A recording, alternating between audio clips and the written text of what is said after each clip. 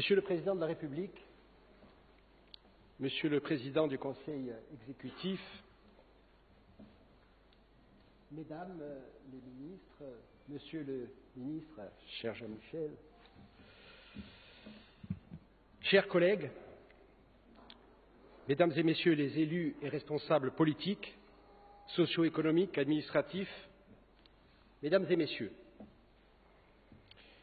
il y a quelques mois, nous recevions dans cet hémicycle le Premier ministre de la France en présence d'une partie de son gouvernement et nous cherchions, pour notre part, à tracer des perspectives de paix et de construction en commun afin de solder 40 années de conflit. 40 années de conflit que la formation à laquelle j'appartiens, Corsica Libera, est la seule à assumer pleinement dans le paysage politique corse. Il est toujours bon de préciser dès l'abord la place que l'on occupe, ainsi que la nature de son parcours et de ses solidarités. En ce qui me concerne, c'est aussi au nom de ce parcours et de ces solidarités que je m'adresse à vous. Parcours et solidarité que je ne saurais renier, même si je suis désormais, depuis plus d'un an, le président de l'Assemblée de l'ensemble des Corses. La lutte menée ici pour notre dignité a certes connu une certaine intensité, mais c'est précisément ce qui nous a permis de sauver l'essentiel, un patrimoine naturel, une langue, une culture, un peuple. Nous l'avons dit et nous le répétons, il n'y aura aucune abjuration de notre part. Pour paraphraser Malraux dans l'Espoir, je vous dirais que nous n'entendons pas être pardonnés d'avoir fait ce que nous avons fait de mieux, à savoir refuser la justice. Au reste, c'est en pleine connaissance de cause que les Corses nous ont confié, avec nos partenaires de FEMAGOR, SIGA, les responsabilités politiques du pays, approuvant ainsi une lutte qui, comme toute œuvre humaine, ne saurait être exempte d'erreurs, mais qui aura permis de préserver un petit peuple face à des forces disproportionnées qui tendaient à le faire disparaître. Monsieur le Président de la République, dans quelques heures, en vous rendant à Monticello, vous mettrez vos pas dans ceux de Michel Rocard. De ce dernier, l'héritage est souvent revendiqué dans votre famille politique et parfois au-delà.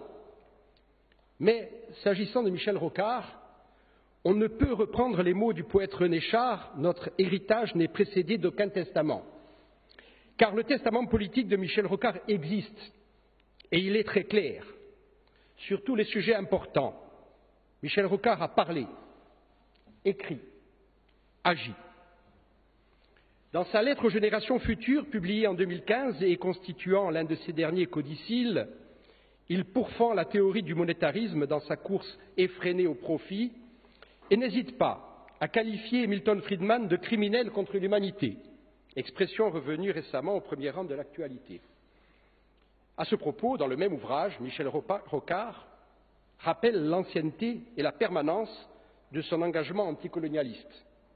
Mais écoutons ce qu'il nous dit de la Corse dans son fameux discours de 1988 devant l'Assemblée nationale. Je cite Michel Rocard. « Il suffit de savoir qu'une oppression particulière a gravement affaibli l'économie corse.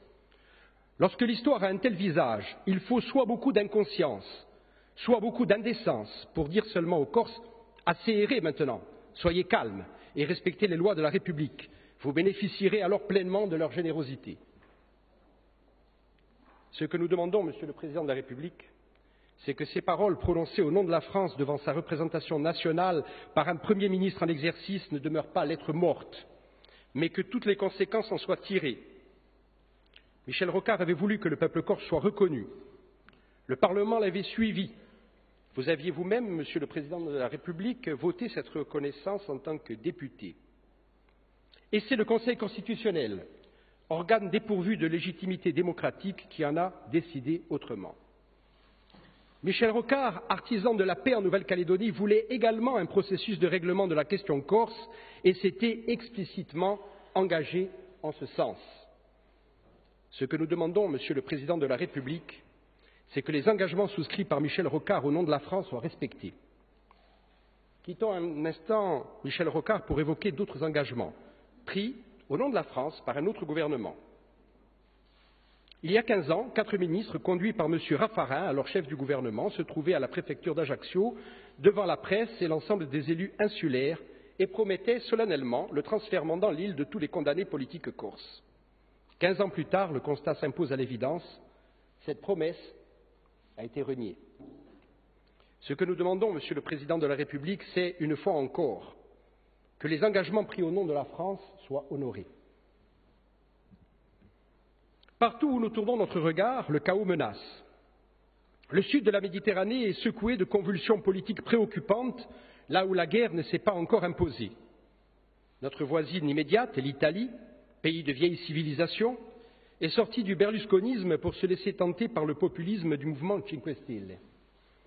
L'Espagne ne parvient pas vraiment à sortir de la crise politique, tandis que nos amis catalans tentent, non sans difficulté, de construire leur souveraineté.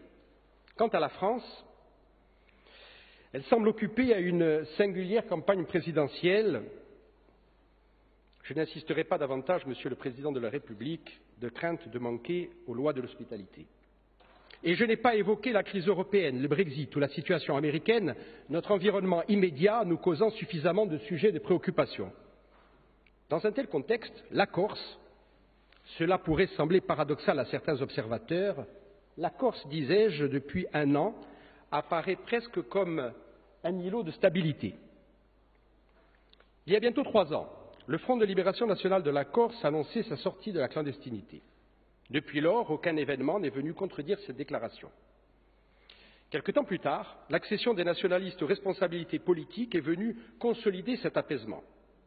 En effet, dès notre prise de fonction, nous avons entrepris de façon sereine, mais déterminée, de créer les conditions d'une ère de paix et de construction pour la Corse, à travers, en premier lieu, une nouvelle façon de concevoir la politique, réduction du train de vie des élus et des institutions, installation d'un comité d'évaluation des politiques publiques notamment, à travers, en deuxième lieu, une réduction des fractures qui, dans tous les pays, exclut aujourd'hui de nombreux citoyens et déforme la démocratie.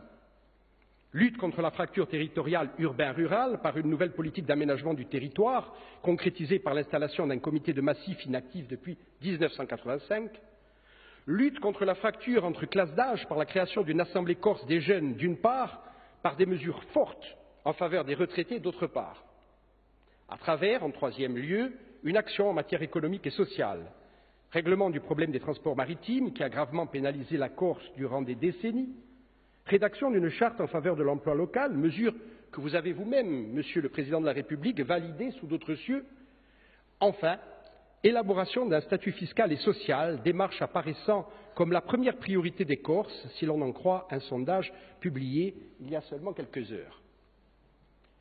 Par-delà la création de la nouvelle collectivité de Corse au 1er janvier 2018 et la loi sur la fiscalité du patrimoine, avancée que nous avons négociée ces derniers mois avec le gouvernement, demeurent posées d'importantes questions pour lesquelles nous n'avons pas tous les moyens d'agir et que nous ne pouvons traiter sans le concours de Paris. C'est sur ces points que nous vous interrogeons, Monsieur le Président de la République, car notre Assemblée en a délibéré, souvent à des majorités massives, et nous attendons à cet égard le respect du fait démocratique. Co-officialité de la langue corse, seul moyen de sauver cette part de nous-mêmes. Statut de résident pour préserver notre peuple de la dépossession immobilière. Statut fiscal et social dérogatoire pour répondre aux contraintes que connaît la Corse, conformément du reste aux textes européens qui engagent la France. Politique adaptée en matière éducative et de santé pour stopper les fermetures de classes, réduire les inégalités et mettre fin aux déserts médicaux comme dans la région du Fiumaube. Révision de la Constitution pour pouvoir traiter convenablement les questions que nous venons d'évoquer. Règlement de la question des prisonniers politiques et des recherchés, démarche qui ne pourra se traduire en définitive que par la loi d'amnistie réclamée par l'ensemble des institutions de la Corse. Mais, dès à présent, il convient de répondre au sentiment d'injustice qui prévaut au sein de la jeunesse corse suite à des exactions policières qui ont paradoxalement conduit à poursuivre exclusivement ceux qui en ont été victimes. Monsieur le Président de la République, À ce stade de votre mandat, d'aucuns estiment que le temps de l'action est passé. Tel n'est pas notre point de vue, car vous demeurez le maître d'une parole prononcée au nom de la France. Donc, engageant vos successeurs, si ce n'est juridiquement, du moins moralement et politiquement. Comme le rappelle Hannah Arendt, les mots justes, trouvés au bon moment, sont de l'action. Monsieur le Président, il est encore temps d'agir. Agir en accompagnant dans quelques instants par une parole juste l'effort des institutions corses dans la construction de relations enfin apaisées entre notre peuple et Paris. Je vous remercie.